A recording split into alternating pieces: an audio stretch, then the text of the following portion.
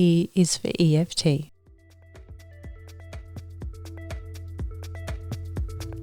Hi, I'm Bec from Be Free Emotional Fitness Training, and I support women and girls to become emotionally stronger. And I'm Vern from Move Forward Mentoring, and I specialise in male mentoring, helping boys and men find their passion, speak from their heart, and build better relationships. And together we are Rekindling Relationships. We work with couples through mentoring sessions as well as facilitating communication and creative workshops to build deeper connections. Welcome to our podcast, designed to help you strengthen and bring more fun into your partnership, as well as create a more loving, healthy, and strong connection. Hey everyone. Hi everyone.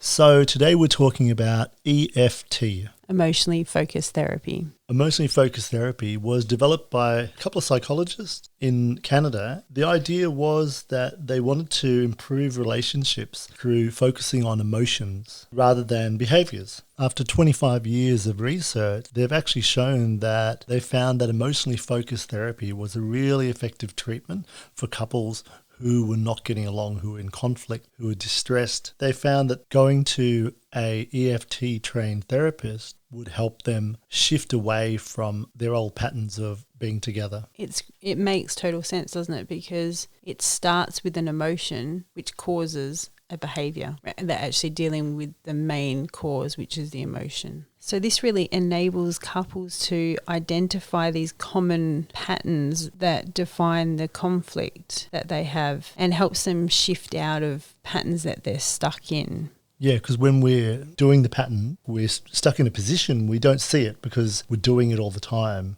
And the beauty of it is that this therapy encourages couples to actually do this together, safely identify these emotions and process them together to have a better outcome. And I guess that would also mean that while they're processing them together, they're actually building a deeper and closer relationship, because rather than them going away to do some sort of therapy on themselves and sort their own stuff out, the relationship becomes a cauldron where all this stuff comes up. So by working on it together, then they can actually help each other shift. Growing each other. Yeah, help growing each other. This is one of the reasons that when we first came upon this theory, we listened to podcasts and we're looking at a whole range of ways that couples interact and how they can be counselled for our own practice. We found EFT.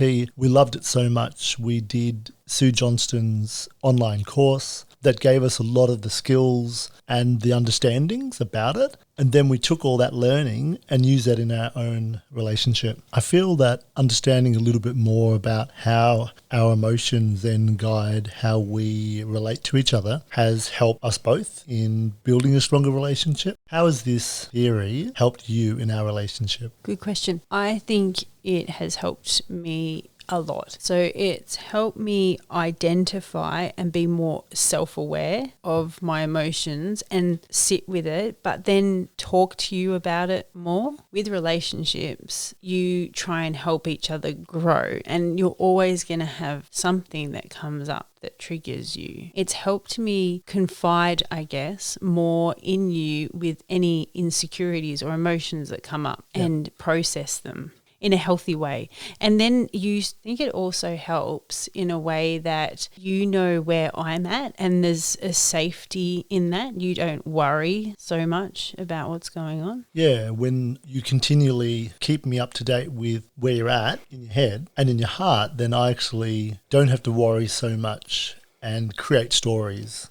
And sometimes it quite often is ridiculous past stories. When you say them out loud with no judgment, which you're really good at not having judgment, it helps process that and shift it quicker. I think knowing that I'm reacting not to something you said, but to an old way of dealing with a situation. My past experience has said in a situation, I'm going to act like this. So today, for example, I felt that you needed to do something which wasn't work or housework together. And I knew you had something on your mind, but I wasn't too sure what it was. So I started getting anxious about it. But then for me to be able to turn around to you and say, hey, I was feeling anxious because I could feel that something wasn't right. And you'll hear that. We can just work through it. And then I can feel like, okay, I don't need to to get anxious when I don't know what's going on. I can just be secure in the fact that you'll let me know. And you know that I need to be told where you're at so that I don't have to worry. Yeah, there's an openness in that, isn't there? And I think sometimes we all struggle to do the vulnerable thing and go, okay, it sounds silly, but this and this is in my head. There's a big release and moving forward in just sharing whatever's going on. How have you found it to be helpful? I don't worry so much about that past story as much, or when I do see it more often when I'm relating in a way that is based on a previous experience rather than what's happening right now. Also, learning about the patterns has been really helpful. The idea of a dance. So when two people are relating, then there's a dance. We're listening to music, but we might not be listening to the music that's happening right now in the present between the two of us. We might be listening to some music that, back in the 80s, we thought was really cool. When you were dating someone else. And, you might be listening to something from the 90s. And we're both doing this weird dance where we're sort of like, It's an old story. It's an old story. And it's an awkward dance. You're really good identifying patterns from your past connections or relationships that you are sometimes like, oh, I'm feeling like this and this, I'm thinking you might react like this, and so it's causing me to feel uncomfortable. And that's bringing awareness, isn't it? It's awareness. And in your logical head, I probably won't react like that, but you feel like saying it helps get rid of the pattern. Yeah, because I'm making it concrete. This is the thing which is creating a block. As soon as I can express it, I don't have to hold on to it anymore. It's a bit easier to just be like, okay, yeah, great, good, got that off my shoulders. It's so freeing to be able to talk about it as well. One thing that's been really clear in learning more about EFT is that the emotion that we see when there's conflict is masking another emotion. Do you want to talk about? I found this really eye-opening. So I've noticed that there's a primary emotion, and the initial emotion is the raw, instinctive emotion, which tends to be when hurt, anger, almost instantly, and withdrawal, so that insecurity. So as soon as they feel insecure and unsafe, there's the anger, and then there's the withdrawing because they feel insecure. So I've found it to be very helpful in looking for the softer emotion, looking beyond the instinctive primary emotion. So underneath that, I would look behind that, and I would approach them and say, okay, I wouldn't even acknowledge the angry. I'd be like, underneath that, you're scared. What's happening for you? Because that will then open up them to open up with their emotion. Because it's an attachment issue, the person's scared of something, scared of insecurity, of losing you, of losing something, of disconnection. And their way to react from that sadness, the reaction is more primal, I guess. Exactly. And I can give you a classic example of this. I had kind of planned in my head to break up with a boyfriend at the time. I went to stay for the weekend, and I had brought back a couple of things from my house to his house, and as soon as I rocked up and I took it out the car, he was like, "Are you breaking up with me?" And I was like, "Oh, no." But obviously, clearly it was in my head that I was thinking about it. I was kind of seeing how that weekend went, but I had doubts and it was in motion, I guess. That whole weekend, because he felt unsafe, because he could pick up on it, he was really, really angry, and he was pretty much pissed off at everything, but also did the withdraw. So his attachment style when feeling unsafe, insecure, was to get angry and withdraw. And underneath that primal anger was an insecurity of somebody very hurt. Of feeling rejected. Unsafe. And that goes back to the attachment style that they've probably always had, and which is related to how they connected to their primary caregivers in the first place when they decided to leave them by bringing back a bike. Or maybe not. Emotionally focused therapy. I'm subtle. You're very subtle. So emotionally focused therapy shows couples how to identify the patterns. So they see, and it normally has like a therapist who is watching them both and watching how they interact, so they can draw attention to how one person does a certain thing when the other person acts a certain way, back and forth. And that's that dance we were talking about before, how they dance together and how they move. Once that therapist can actually see it, they bring it to their attention. By bringing it to attention, then actually have a look at it, understand it better. That's right. So it helps them to learn how to identify unhelpful emotions and develop alternative ways of coping situations and looking beyond that raw emotion. Finding patterns is really interesting because it is something that all couples have. There's a way that we relate to each other, and one person does this thing and the other person does that. And that can be fine. But if it makes us feel, if the person's doing something that makes us feel insecure, then it's going to bring up an emotion in us. So the idea is for us to always try to make the relationship important and offer security. And by offering security to each other, we both feel safer to actually express ourselves and then grow together. And ultimately, sometimes you don't realize you're doing this dance or this pattern. But the thing is, you wouldn't feel hurt and insecure if you didn't deeply love each other. And you want each other to feel safe and secure. So it's this beautiful way of having these conversations where you can help each other feel safe. Cut out all the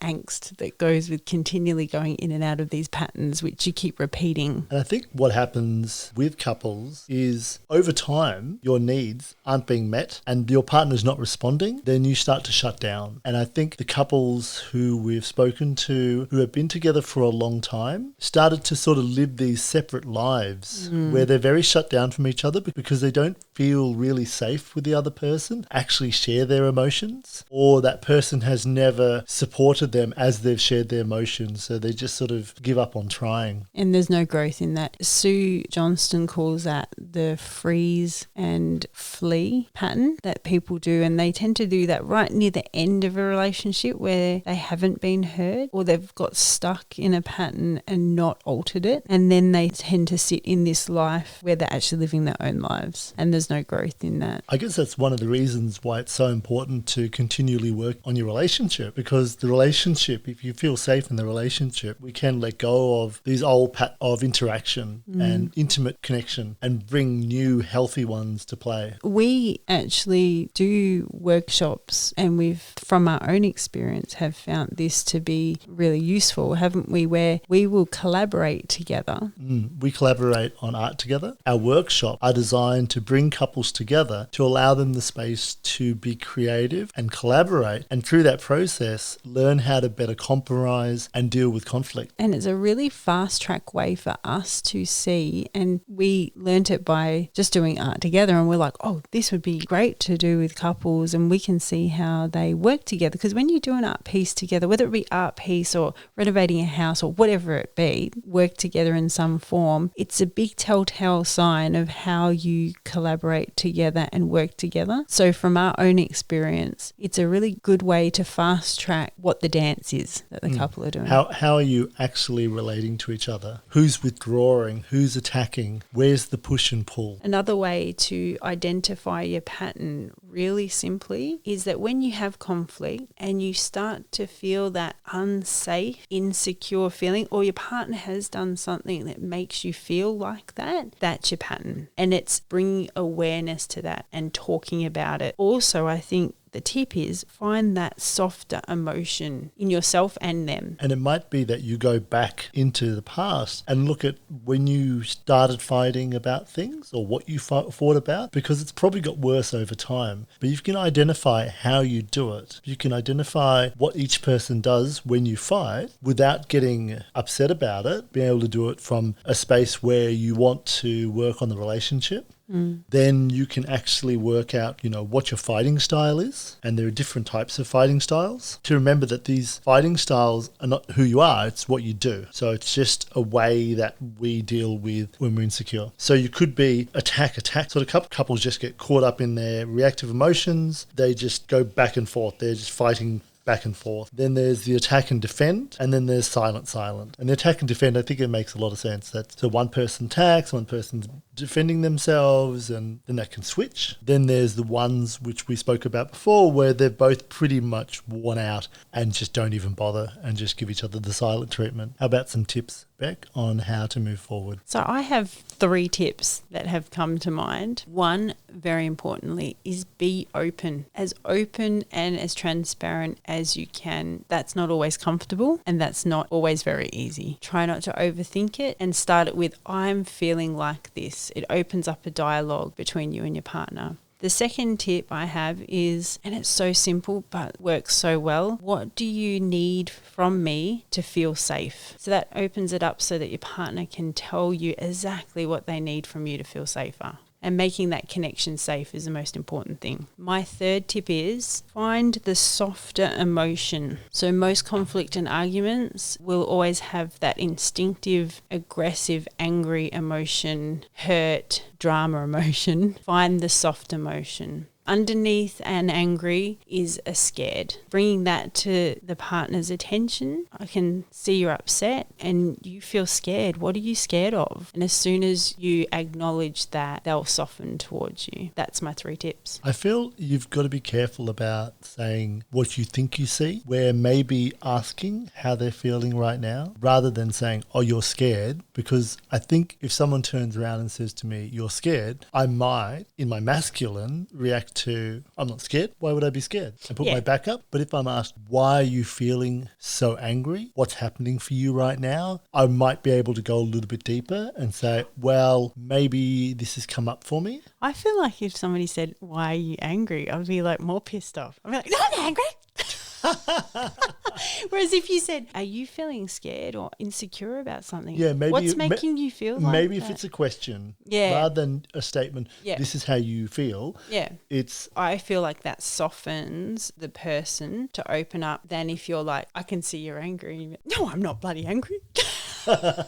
My tip is to be able to own your emotion and say, when you act like this, I feel like this. That way, it's not a shame or blame. My reaction to what you're doing is this. This is how I feel. And there's a lot of vulnerability in being able to be really deep about that, about how you actually feel. It might even mean you might have to really sit there and think about it and allow yourself to feel it and work out what it is. But when we can be a bit more vulnerable with each other, then everything can soften. Rather that person being someone who I'm attacking, it's someone who I want to understand me better. Owning the emotion. It's really good. I like that one. With moving forward, when we realize that we're caught up in a cycle, being able to stop and say, hang on, we're doing that thing again. We're going back into that pattern. We're repeating that cycle and being aware of it, as well as being aware of our pattern. It's being aware of our body language, that we don't repeat how we used to react in an argument with the other person, an angry look, a furrowed brow, moving away, but instead to share our feelings. Oh, this is making me feel like this right now, and labeling it and expressing it so the other person knows where we're at, and then being able to come back and say, hey, we're actually working on the relationship. We don't want to go back in this old pattern. Let's shift gears. And that's the beauty of EFT and working out your pattern, is you really only have to be aware of it a couple of times and talk about it, because neither of you want to hurt the other person. Because you love each other, you want each other to feel secure. So you will naturally try and stop those patterns. So it's very effective. And I think it takes practice to actually understand what's going on for the other person. You have to spend time looking at them and noticing whether they're checking in or checking out, or they're upset, or what their body posture is doing. And getting to know your partner intimately is about asking questions, but also watching them and seeing how they act and react and knowing them better so that you can support them. You understand how they're feeling. Beautiful tips. Today we've talked about EFT, emotionally focused therapy, what it is, how we find the patterns, and how we move forward. Tune in next for F is for Fears. Thanks for listening. Please subscribe and follow us. And if you'd like to find out more information, check out our website, rekindlingrelationships.com. Bye for now. See ya.